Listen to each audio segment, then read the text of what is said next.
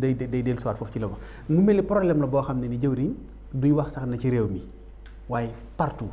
fépp la am problème boobu muy communication ak information mu nekk loo xam ne nii nit ñaa ngi ciy dund di ci veillé te mu mën a indi ay erreur indi ay réeroo yu baree bari yoo xam du jeex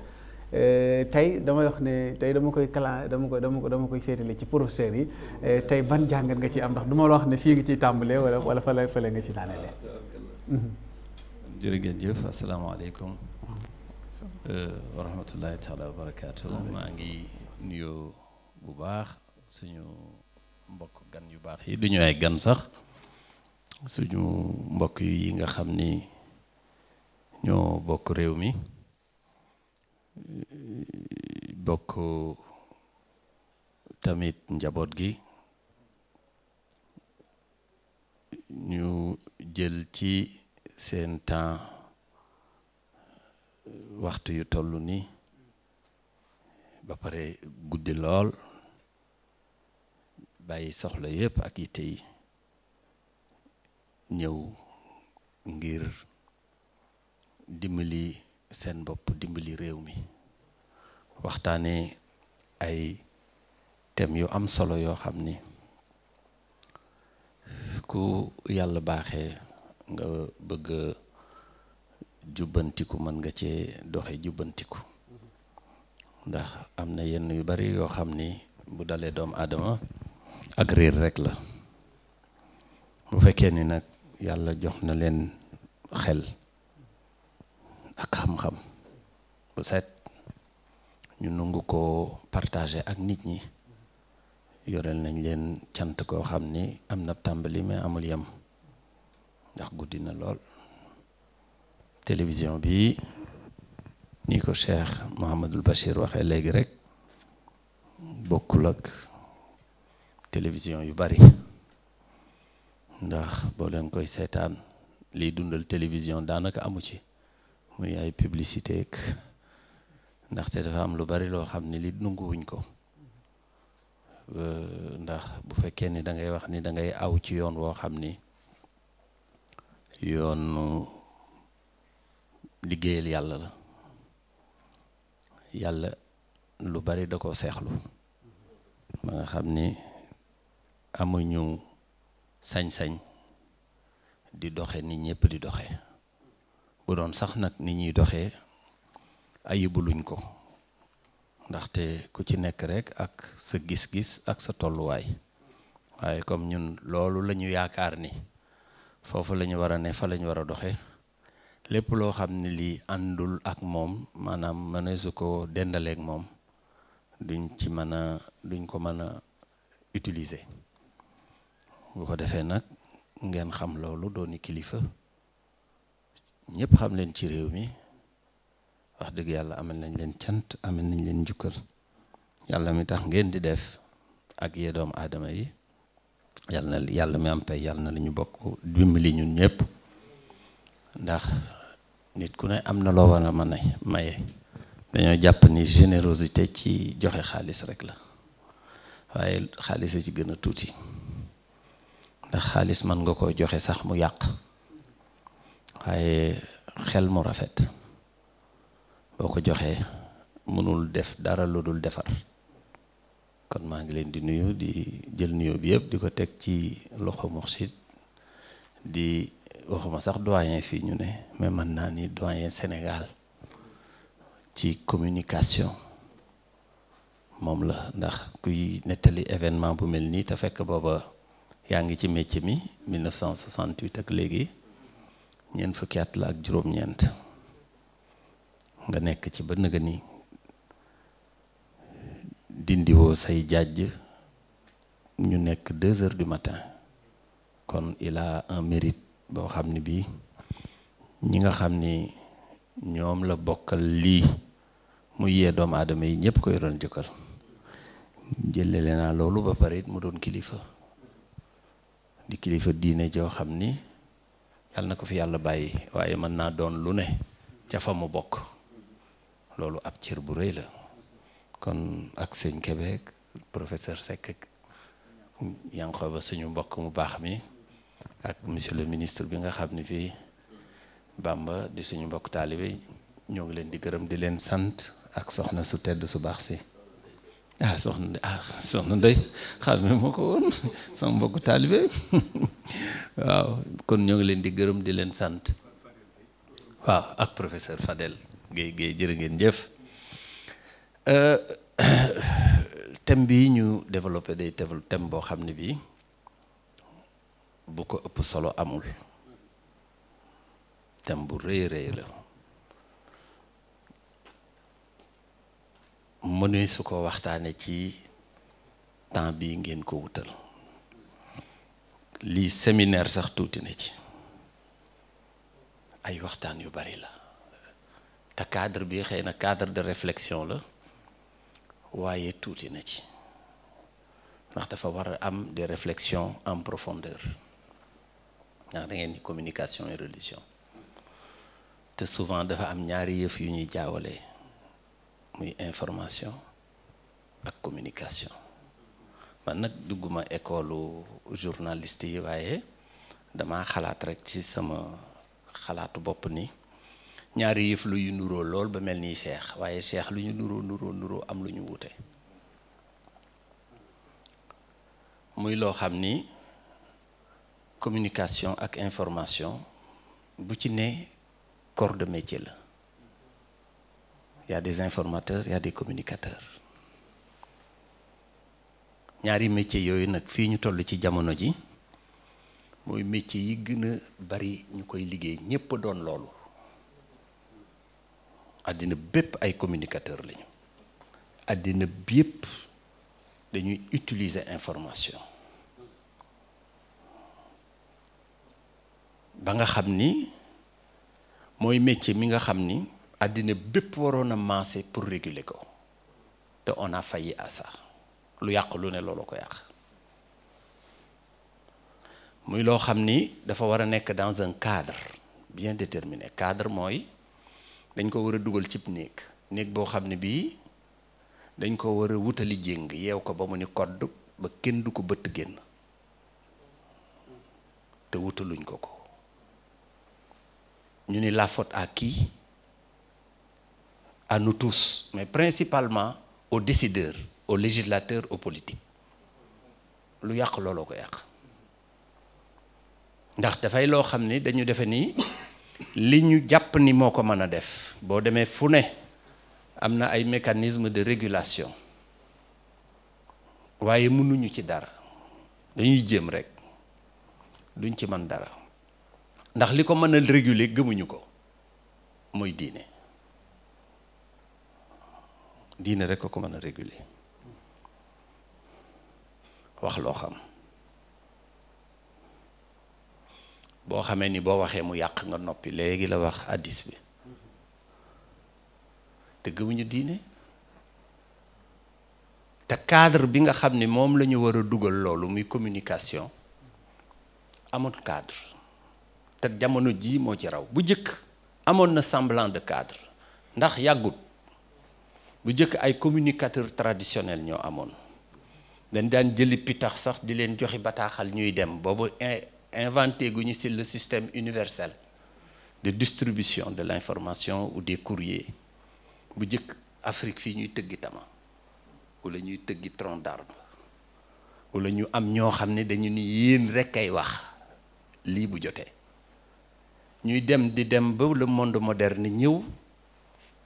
science aidant outils yi commencé di ñëw léegi lu tudd lu doy waar loo xam ni am na journaliste yu bari yu xamul luy nagara. am na émission boo xam ne maa ngi wax Ablaye ma ne ko tuddi leen ko nagara mu ni ma luy nagara ma ne ko nagara magnétophone la woon boo xam ne bii day am ay ñaari kii ak i piste nga am da ngay dagg di coller xam nga boobu looloo am. ñu am ay instruments yoo xam ni yi bi information commencé dans le monde moderne mais dañ ko wutal cadre. agence de presse nga xam ni du privé c'est national muy filtré bu filtré doo ko jox organes yi ñiy rajo ñiy presse écrite boobu télévision amagul mu am cadre. lii wolof di wax ni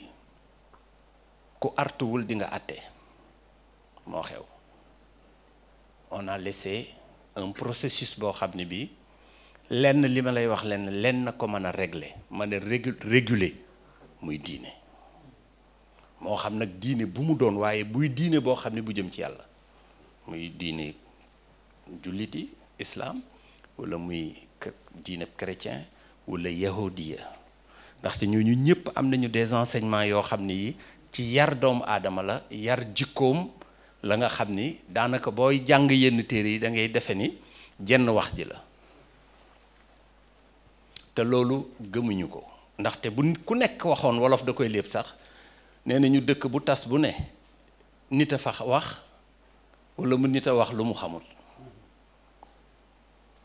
te diine moo mën a cadrer lu mel noonu ñun ñëpp waaye mooy diine joo xam ne ji yow da nga ni gëm nga ko ab jullit nga àqan ba nga xam ni doo wax mukk loo xamul dañ ni la boo gisee loo xam ni lii sax nekk na waxuwul doo ko wax ndax day am wax joo xam ni cib néeg la dañuy tëju sax te bu ñuy wax dañuy chuchoter dañuy wax ci sang am wax joo xam ni waxu biir ëtt la nga xam ni ba tey mi ngi ci kër gi génn ci ba muy génn ca pénc ma ba muy dem ci biir dëkk ba ak ba muy siiw nga xam ne dañ ko cloisonné léegi le législateur a failli les politiques principalement ont failli parce que dafa am beneen type d'information et de communication bu ñëw te wutaluñ ko cadre mu bett leen di daw à une vitesse exponentielle boo xam ni suivre ko jafe na diine rek ko mën a suivre moo ko mën a résoudre keneen mënu ko résoudre parce que fii mu nekk li ma waxoon ni mooy métier bi ñu gën a partagé maa ngi ak téléphone ci sama poche téléphone bi déjà nekk na presse écrite nekk na rajo nekk na télévision ñetti organe ñoo ci bokk te fii mu nekk législation bi fii am na ci yoo xam ni maîtriser wuñ ko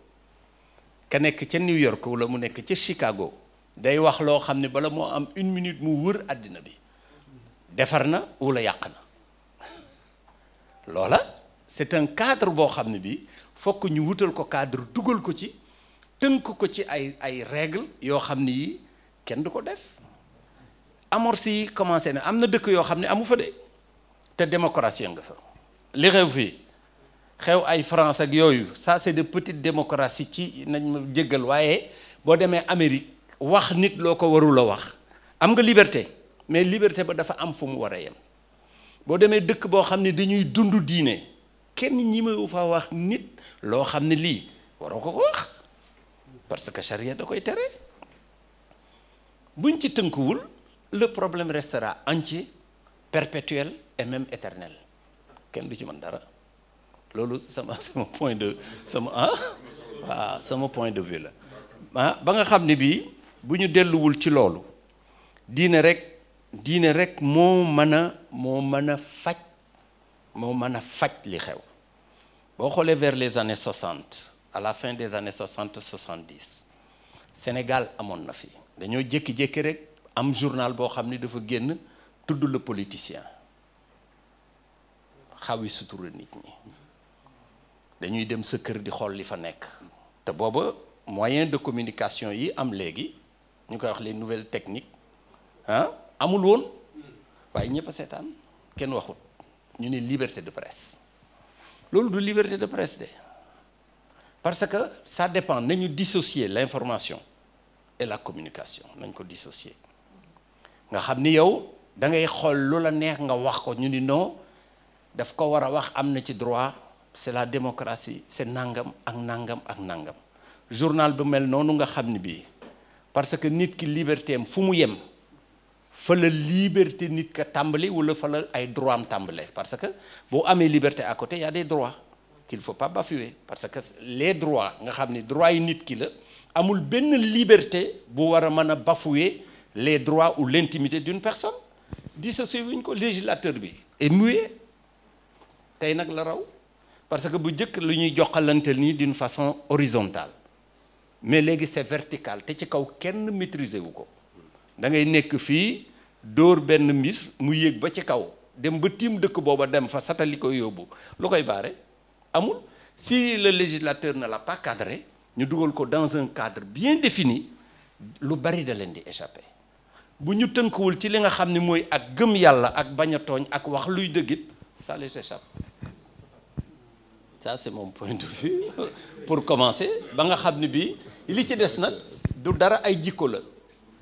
parce que lu bari dañ koy jiyeeñ information mais ay jikko la am na loo xam ne du information du communication xam nga nu mu tudd sos ak wax lu dul dëgg parce que loo wax lu dul dëgg du information wax lu dul dëgg du communication yaa yett sam xel am sa jikko joo xam ne am loo ëmbal nit wax ko kooka keneen dégg ko yàlla tere fen mu dem nettali ko am leneen lu mu ca yokk muy law di law di law di law di law kon bu ñu tënkoon ci diine du ñu wax lu ñu gëmul du ñu wax lu dul dëgg ñu wax lu dul dëgg loolu du information nit ki moo am loo xam ne ëmbal na ko nit mu sosal ko fabrique la loo xam ne lii da koy fabriquer ba solool ko mbaxana ba nga ni kii nit njaay la takki lu ne takk lu ne te fekk dara du ci dégg lépp lu ñu monté la rek montage la bu ñuy wax nag information pure dans le sens noble du terme et de la communication ndax ñi jàng nañu dans les écoles de communication c'est un métier boo xam ne dafa am déontologie waaye du loo xam ne panier de crabe la rek loo jël dugal ci déedéet ñoom jàngal luñu leen loolu am na loo xam ne lii bu amee ni xoolal ni Cheikh Bachir waxe ku faatu ñu war ko tàggee mais xool na sur le plan sociologique la mentalité du pays et de ses occupants ba xam ni lii kat am na noo xam ne mën na koo war na koo utiliser wala mu transmettre ko ba du heurter kenn mu doog ko te nag la mu bëggoon la finalité mooy tàggee wax na ko loolu fépp la war a am ba nga xam ne bii à tous les échelons ki gën a tuuti ba ki ci gën a ndaw boo gisee kilifa ñuy wax ni kilifa warul a wax sax ci loolu la war a demee ndaxte koo xam ne bu juumee ñépp juum te it mën na juum ci loo xam ne lii luñ ko wax loo xam ne lii amul jotu vérifier source ba sax parce que kii mi ngi wax léegi type d'information yi am de communication parce que loo xam ne lii dafay def un déclic def benn effet d'entraînement am lu ca yokku loolu bala nga ko utiliser war nga ko càmbar loolu lépp nag ci suñu biir la ñun la waaw loolu sama xalaat bu gàtt la woon yéenay techniciens yi maa ngi jéggu